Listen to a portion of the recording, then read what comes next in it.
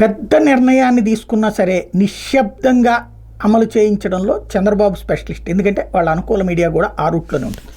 ఇవాళ ఈనాడు జ్యోతిలలో వచ్చిన వార్తలు చూస్తే వైద్య ఆరోగ్య శాఖకు సంబంధించి సమీక్షించారు. అందులో ప్రతి జిల్లా ఆసుపత్రులను పీపీపీ పద్ధతిలో అభివృద్ధి చేద్దామని చెప్పారట. పీపీపీ అంటే పబ్లిక్ ప్రైవేట్ పార్టిసిపేషన్, అంటే ప్రభుత్వ వైద్యశాలల్ని అట్లాగే పీపీపీకి ఇవ్వబోతున్నారా అంటే అర్థం ఏంటి?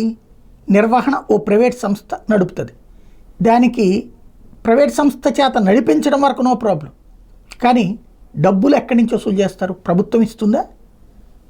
ఎందుకంటే దాంట్లో ఉద్యోగులందరూ ప్రభుత్వ ఉద్యోగులే, కానీ నిర్వహణ ప్రైవేట్ వాళ్ళకి వెళ్ళిందంటే పబ్లిక్ నుండి ఫీజులు వసూలు చేస్తారా? ఒకప్పుడు చంద్రబాబు పాలనలో యూజర్ ఛార్జీలు కట్టించుకునేవాళ్ళు ప్రభుత్వ ఆసుపత్రులు.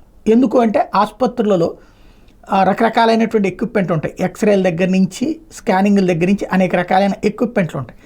కానీ ఆ ఎక్విప్మెంట్లని చిన్నపాటి రిపేర్ వచ్చినా ఎవడో పట్టించుకోడు. ఎందుకంటే అదే హాస్పిటల్లో ఉన్నటువంటి డాక్టర్లకు ఆ చుట్టూ కేంద్రాలు ఉంటాయి, స్కానింగ్ సెంటర్లు, డయాగ్నోసిస్ సెంటర్లు, బ్లడ్ సెంటర్లు, ఇవన్నీ. అందుకని ఇవి ఎప్పుడూ పనిచేయవు. ఇందులో సిబ్బందికి ఒక 500-1000 రూపాయలు పడేస్తే అవి పీకి పని చేయకుండా చేస్తారు. అప్పుడు ఇది పని చేయట్లేదమ్మా అక్కడికి వెళ్ళి చేయించుకొని పోండి అంటారు, డబ్బులు మనం కట్టుకోవాలి. అలాంటి పరిస్థితిలో ఉన్నటువంటి సిచ్యుయేషన్ నుంచి అప్పట్లో ఆయన తీసుకొచ్చినటువంటి విధానం యూజర్ ఛార్జీలు, అంటే ప్రతి సేవకి ఇంత అని చెప్పి అప్పుడు ఆ డబ్బులు బల్క్గా ఆసుపత్రికి వచ్చే ఆ డబ్బులతో ఆ సర్వీసెస్ ఎప్పుడూ ప్రాబ్లం లేకుండా చూసుకోవడం అనేది జరిగేది. కానీ డబ్బు లేకపోతే ఆ సేవలు అందవు.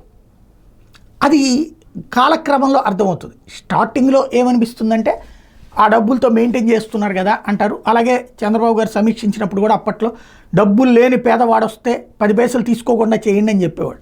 అది ఎవరు డిసైడ్ చేస్తారు? జడ్జిమెంట్ ఎవరిస్తారు? ఆ కాన్సెప్ట్ దగ్గర ప్రతి ఒక్కరి దగ్గర డబ్బులు వసూలు చేసుకునేటప్పటికి ఉచిత వైద్యం అనేది కరువైంది. దాన్నే రాజశేఖర రెడ్డి అప్పట్లో పాదయాత్ర సందర్భంగా హైలైట్ చేస్తూ మేము వస్తే ఫ్రీ వైద్యం చేస్తామన్నారు, అందులో కార్పొరేట్ వైద్యం కూడా అందిస్తానన్నారు. అదే ఏదైతే ఆరోగ్యశ్రీ స్కీమ్ అన్నటువంటి. అయితే చంద్రబాబు 2014-19లో కూడా చెయ్యని సాహసం ఇప్పుడు చేయబోతున్నారా?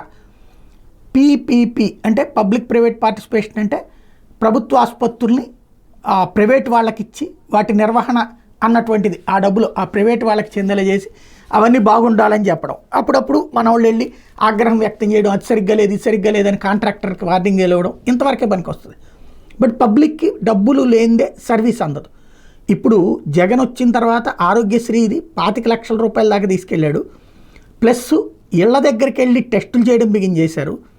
అలాగే వాళ్ళకి మందులది ఏర్పాటు చేయడం బిగిన్ చేశారు.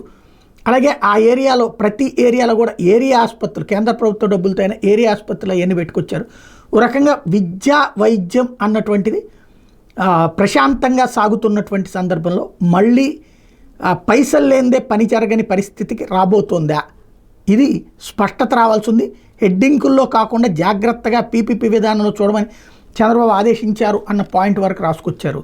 అంటే ఇది మెత్తడి సుత్తి కాదు, పెద్ద సుత్తినే మధ్యలో వార్తల్లో స్పాంజీ పెట్టి కొట్టినట్టు చూపెడుతున్నారనమాట. ఏం జరుగుతుందో చూడాలి.